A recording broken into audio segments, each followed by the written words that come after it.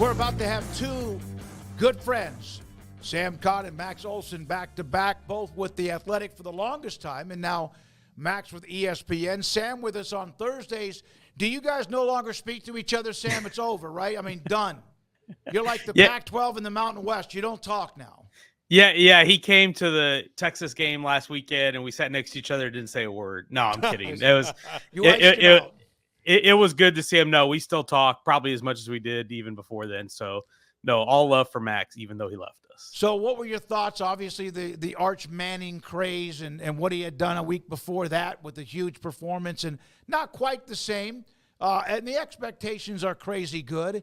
But just your thoughts about, has it died down, or is it just as much Arch crazy as before?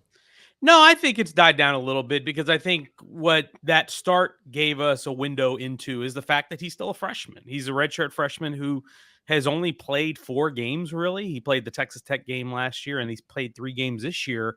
So this is a guy who still is very lean on experience. Now, his physical tools, they're all there. And getting to watch him in person now as compared to when I saw him a year and a half ago when he first enrolled, he's come miles and miles from where he was when he first got there. But the physical tools are there. The arm strength. You saw the deep ball. I thought was really impressive. You saw how athletic he is. And I think he has all the mechanics. He's really polished from a mechanic standpoint, for at least for a redshirt freshman. I think the thing that he's going to have to learn is when to check the ball down, when not to force it into coverage, and just be patient. I think he's maybe as at times gets a little anxious, because I think he's expecting it to go, bang, bang, bang, get through my reads and get the ball, deliver it where I need to go.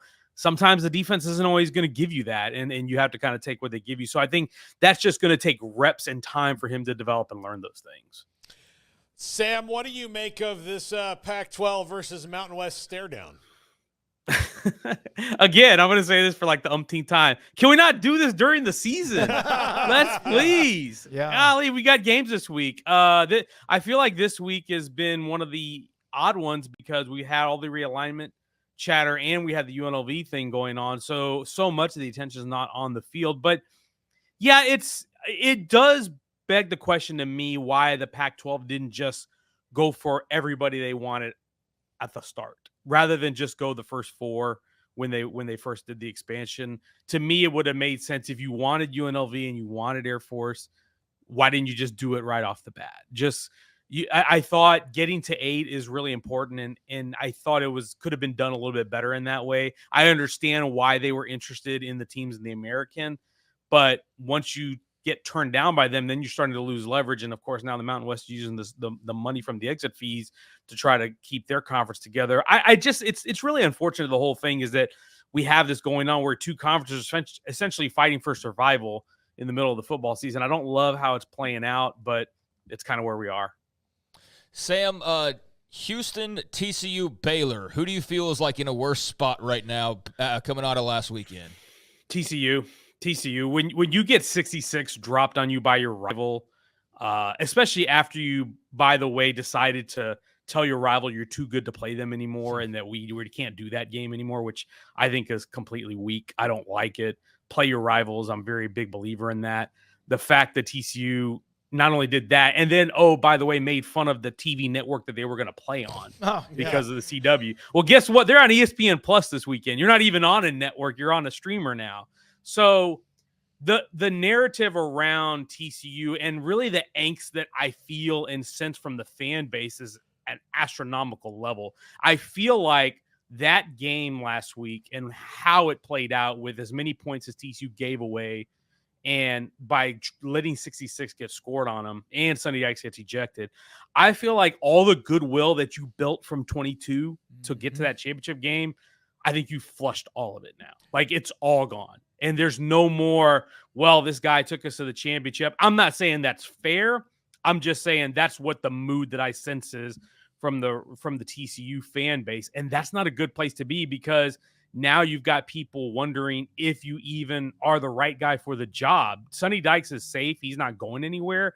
But you have fans asking that question now, and that's just not a good place to be. So, yes, Baylor's a little bit reeling. Houston's in a really bad spot. But TCU, by far, to me, just the mood is the worst with them. Yeah, because Sonny was very positive about his team, and when we saw him at Big 12 Media Days, and anytime we've had him on, that it was a different type culture in the offseason, et cetera. But I agree with you. I think being ejected is a bad look. It's the first major conference coach who's been ejected for double unsportsmanlike penalties. I think Bowling Green's coach was ejected when that rule first came out. It's a bad look. Isn't that interesting? Because, hey, even what Gary Patterson had built up with a very, very, very long stretch of success, remember? And they got tired of him and his shenanigans or his mood swings. And so if they could do that to a guy that was there forever, they could do it to a guy that's only been there for 3 or 4 years. Yeah, no doubt. And don't get me wrong.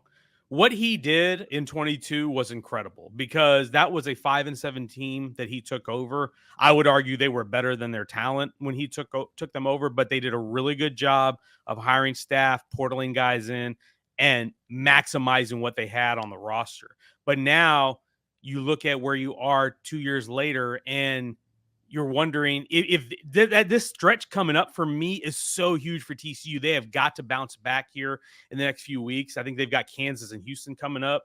To me, you've got to win those 2 games because if you don't, then I think this mood's just going to fester. And that's not good for recruiting. That's not good for attendance. That's not good just for the vibes around your program. And I like Sonny a lot. I think he's a smart guy. I like a lot of the things that he's done in that program. But ultimately, it comes down to results. And right now, the results in the last year and a half are not good. So they play Kansas this weekend, a team that's also up against it.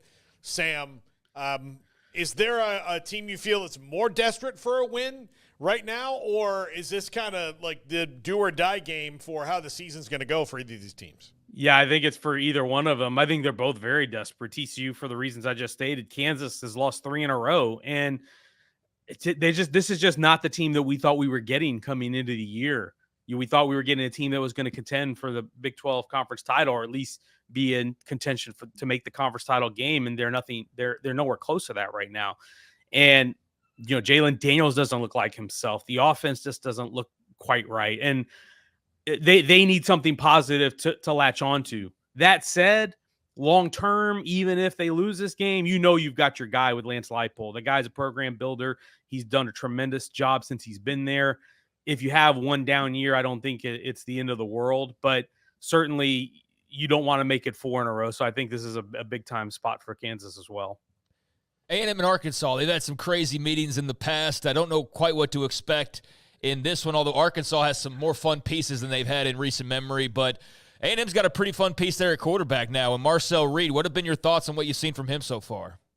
Yeah, I think he's just a really natural fit for this offense. To me, for what Colin Klein does, I think Reed fits it really well. And you can tell he's still learning. He's still adapting and still getting to the swing of it. But I think he's been a great fit for them. And with the skill talent they have, he also gives you that running threat that kind of takes the pressure off their receivers a little bit, takes the pressure off the running game a little bit, in that you're not shouldering everything on, your receivers winning one-on-one, or you're not shouldering everything on handing the ball off 25 times a game. You can do a lot with Marcel Reed. And so I like what they've done so far. I know it was a little bit of a mess last week. That was a game against Bowling Green that they would have liked to win by a lot more. And Mike Elko didn't seem like he was in a good mood after that. So I'm interested to see how they respond this week against an Arkansas team that has kind of been a little bit plucky so far. Sam, what was when you saw, and all of us saw a couple of nights ago, the Matthew Sluka story about him posting that he's going to transfer or redshirt or both, and then all of that like swirling of different information surrounding what he thinks he was promised, what the agent may have promised him based on a call from Coach Marion, and just your overall thoughts about that story. It's just a mess, honestly. It's one, I think the biggest lesson is get everything in writing. Make sure everything is written and signed, sealed, delivered in a contract.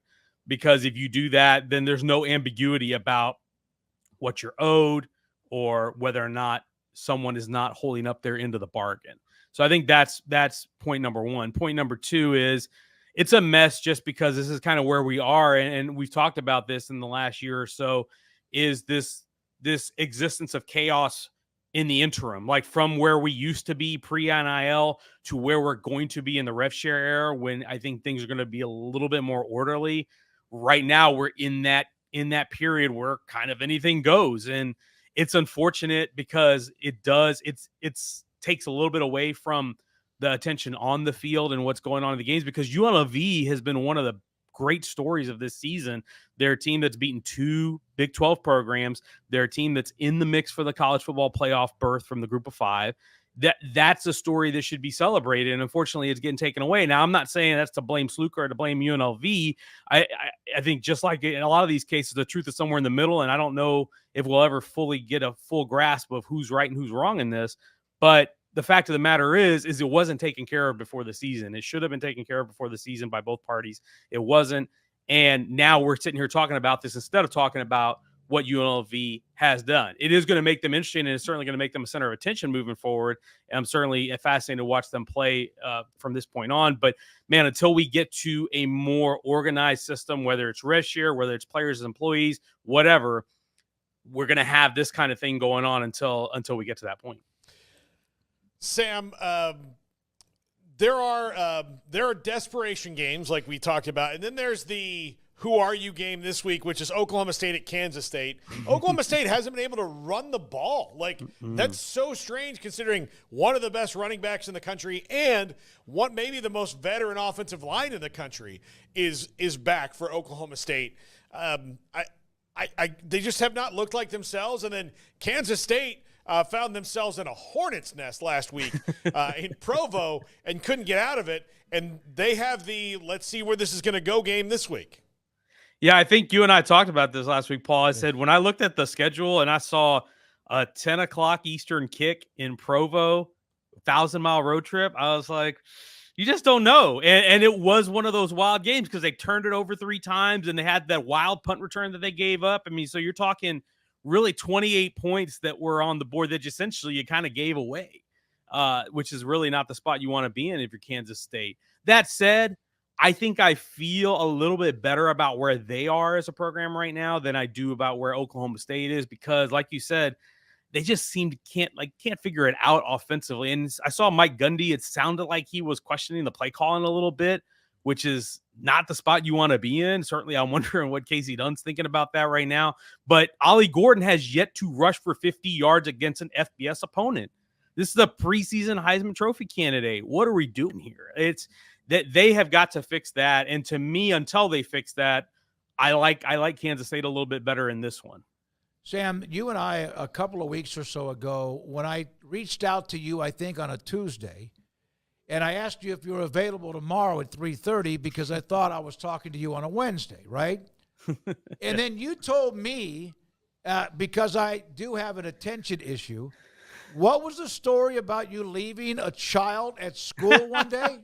Can you share? I mean, I'm sorry, I just threw you under the bus, but you did throw me under the bus. Yeah. I mean, how did that go down?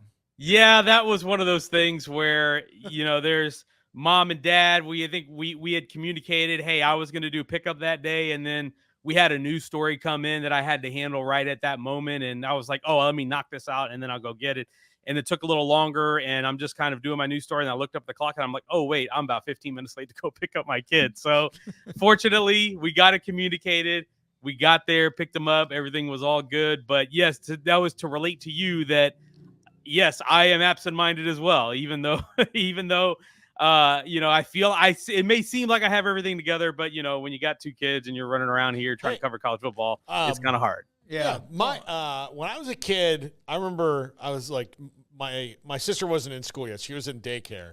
And I remember sitting in school because my mom she wound up being a teacher at this school, but she wasn't yet. But I remember it was like 3rd grade, just sitting at school, waiting. Yep. And my dad had been out of town, and my mom was in Austin visiting her parents because her dad had like a knee surgery or something. And he was out of town, and then they're calling everybody. And like my neighbor that's had back when you probably were still safe to sit outside the Here's school the best part. I got to stay at my neighbor's house for 2 days, and they felt so bad. I was like eating ice cream for breakfast. It was awesome. They took care of you. Sam, you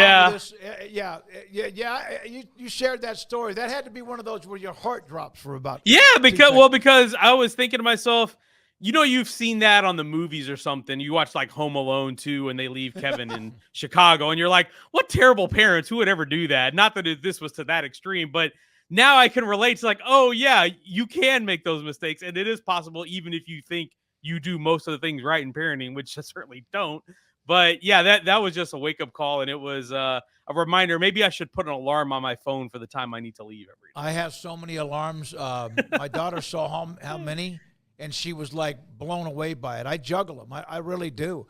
Last thing, Alabama hosting Georgia. Number 4 hosting number 2. Kirby Smart, even after they beat TCU and they were heavy favorites, it's us against the world. Nobody believes that we're very good and we can win this game.